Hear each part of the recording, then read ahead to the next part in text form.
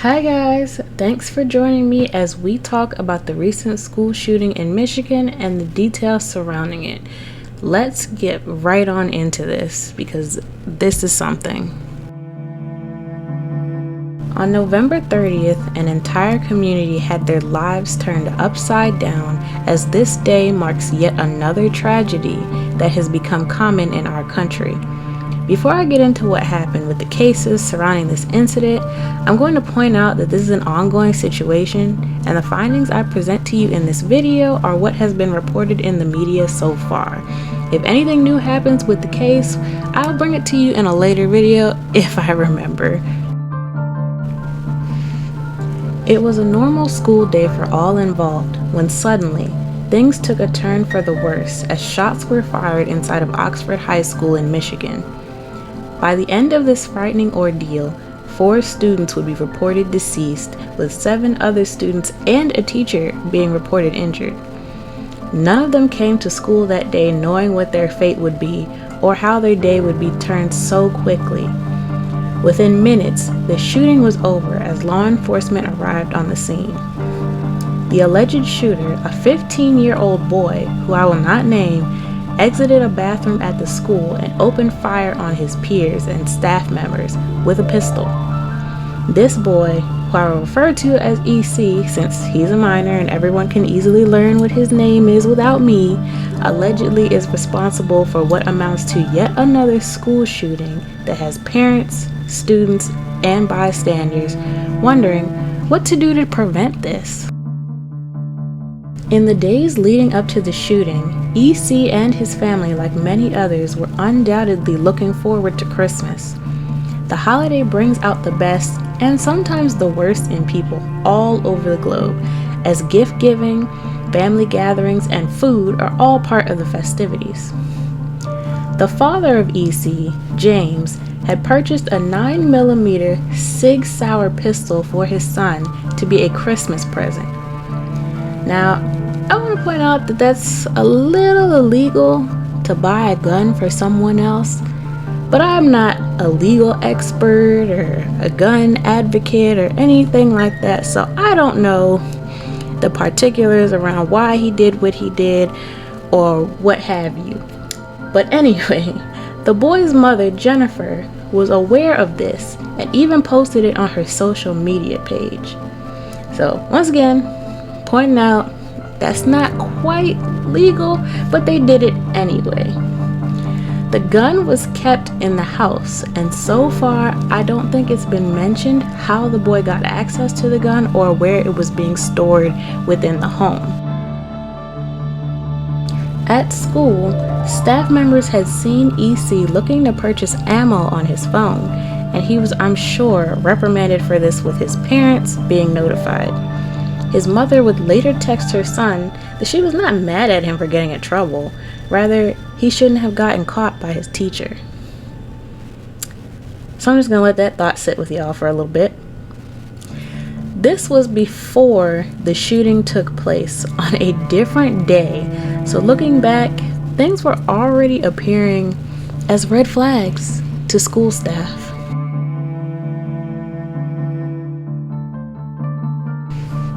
The day of the shooting, EC was sent to the school's office to wait for his parents as another staff member had found him drawing what they described as disturbing pictures of bullets, shot people who were bleeding, laughing emoji, and a handgun.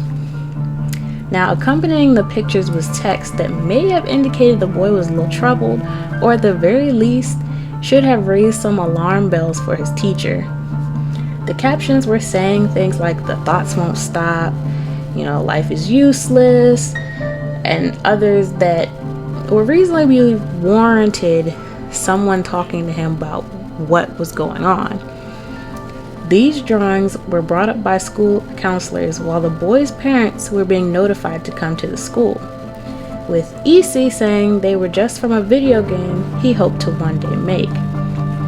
He told the counselors that he wanted to pursue a career in game design, and he answered a few other questions that they had about self-harm and his intent to harm others while they were waiting for his parents to show up. As it was difficult for the school to reach his parents, they would not show up for 90 minutes to the school.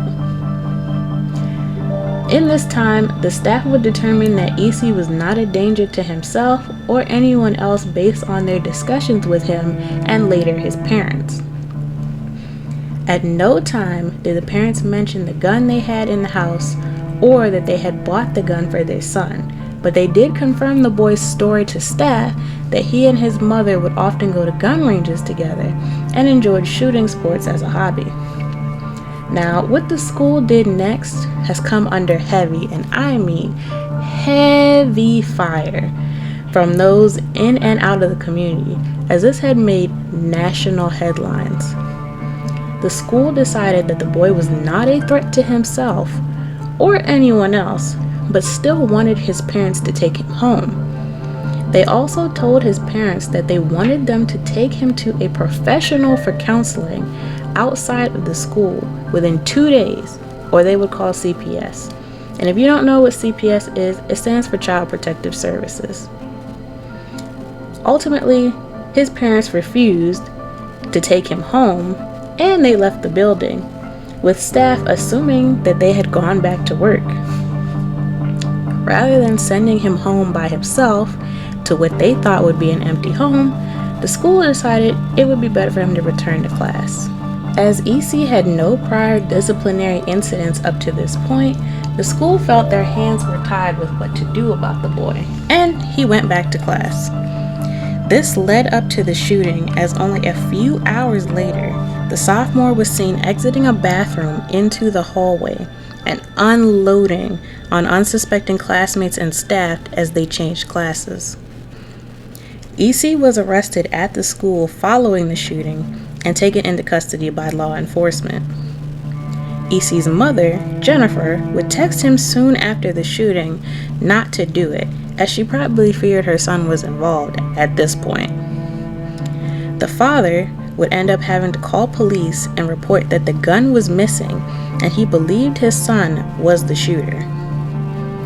As other parents were frantic to get to the school and receive information on their kids, EC's parents already seemed to be aware of just what was going on with their son. Charges for the shooting include 4 counts of first-degree murder and 7 counts of assault with intent to murder, along with 1 count of terrorism. Later, after their son was taken into custody, the parents were also charged for the incident with 4 counts of involuntary manslaughter each. The pair would cause police to have to search for them, however, as they allegedly were fleeing with $4,000 to avoid the situation. They had turned their phones off. They had gone assumingly on the run, according to police, although they say they were not running. They would not be found too much longer after in Detroit. Now, where they were found is in an art studio belonging to Andre Sikora. Hopefully I'm saying that name right, because I think that's how you say it, but hopefully I am. A 65-year-old man who said he did not know about the couple's charges and had little involvement with them. Unfortunately for Mr. Sikora, he had to sit with investigators for 2 hours and have devices seized from his home, as he may also be charged with helping the parents flee, a claim his lawyer rejects he knew anything about. All 3 members of the family are being housed in the same jail at this time. Now, the parents have retained their own lawyers, with their son having to ask for a public defender for his case. If convicted, the parents are facing up to 15 years in prison, and I should point out that I can't recall an instance where the parents have been charged for other school shootings, but I may be wrong, so let me know down in the comments. The parents' lawyers are somewhat high profile, as one was a representative of Larry Nassar during his sexual abuse trial. EC has not had contact with his parents while they are in custody and may only know that they have been charged with separate crimes at this time. EC and his parents are under suicide watch at the Oakland County Jail. While the school deals with the aftermath of the shooting, the prosecutor's office has stated they will not rule out charging staff as well in this case, as they believe the school was negligent in their actions leading up to the shooting.